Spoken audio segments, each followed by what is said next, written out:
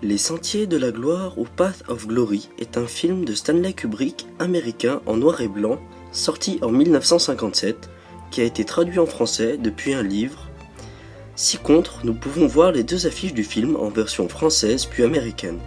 Sur l'affiche française, nous pouvons apercevoir un soldat armé d'un pistolet dans une tranchée et sur l'affiche américaine, nous pouvons voir en second plan des soldats courir au-dessus des tranchées. En 1916, lors de la Première Guerre mondiale, une guerre de tranchées se met en place et en réfléchissant à un avancement, le général Brouillard incite le général Miraut à lancer un assaut contre une position fortifiée allemande située au sommet d'une colline, sans renfort ni préparatif. Le régiment du colonel Dax est repoussé par le feu ennemi. Puis, observant au loin des soldats non sortis des tranchées, il ordonna de tirer sur celle-ci, mais son ordre oral est rejeté par l'officier. Devant ce rejet, le général Miraut traduit le régiment en conseil de guerre pour lâcheté devant l'ennemi, souhaitant qu'une centaine de soldats soient fusillés, ce qui va être rejeté de la part du colonel Dax, qui juge cet acte révoltant et barbare. Finalement, le général Brouillard réduira ce nombre à 3 hommes. Le colonel Dax, avocat dans le civil, demande alors l'autorisation au général Brouillard de défendre les 3 hommes qui seront désignés, mais malgré cela, les 3 hommes seront fusillés le lendemain. Le colonel Dax sera finalement renvoyé au front après avoir accordé à ses soldats plus de temps pour écouter une jeune femme allemande chanter dans un bar.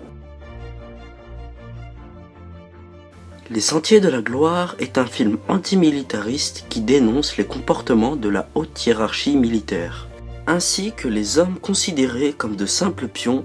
Le film met par ailleurs en évidence la résistance désespérée d'un homme, le colonel Dax. À la différence du film de guerre classique, l'affrontement n'est pas entre 2 camps ennemis, mais entre les officiers généraux et les soldats d'un même camp.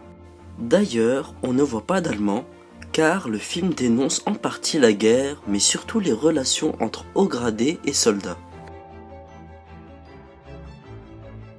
Stanley Kubrick est un réalisateur, photographe, scénariste et producteur américain né le 26 juillet 1928 dans la ville de New York à Manhattan et mort le 7 mars 1999 dans son manoir de Shield Wilkes-Barre. Après des débuts dans la photographie, Kubrick, autodidacte, sera également son propre directeur de la photographie, producteur, scénariste ou encore monteur. Stanley Kubrick est issu d'une famille juive originaire d'Europe centrale habitant dans le quartier du Bronx. Son père, Jacques Léonard Kubrick, était cardiologue, pianiste et photographe amateur, et sa mère, Gertrude, était chanteuse et danseuse. De 1940 à 1945, Kubrick ne trouve aucun intérêt à l'école. Mis à part la physique, rien ne l'intéresse et il n'arrive pas à obtenir une moyenne suffisante pour s'inscrire à l'université. D'autant plus que la guerre terminée, nombre de soldats revenant du front tentent d'y entrer. Mais les inscriptions sont limitées. En 1947, à l'âge de 18 ans, il se marie avec Tobamet, une camarade de classe. Il s'installe au Greenwich Village 2 ans plus tard. Il divorce de Tobamet en 1951. Les Sentiers de la Gloire s'inspirent de plusieurs faits réels. Pendant la Première Guerre mondiale, environ 2500 soldats français ont été condamnés à mort par les conseils de guerre et plus de 600 furent réellement fusillés par l'armée pour des motifs divers, les autres ayant été envoyés en travaux forcés. Le réalisateur s'est inspiré de faits réels comme l'affaire des caporaux de Souhain où le général Réveillac aurait tiré sur son propre régiment car les soldats ont refusé de sortir de la tranchée lors d'une attaque suicidaire, ou même l'affaire Jean-Julien Marius Chapelan, où celui-ci fut fusillé sur son brancard à cause d'une blessure aux jambes. Les Sentiers de la Gloire de Stanley Kubrick est une reconstitution avec des acteurs plus ou moins célèbres qui ont interprété des rôles et les ont joués dans des décors construits ou aménagés pour la caméra.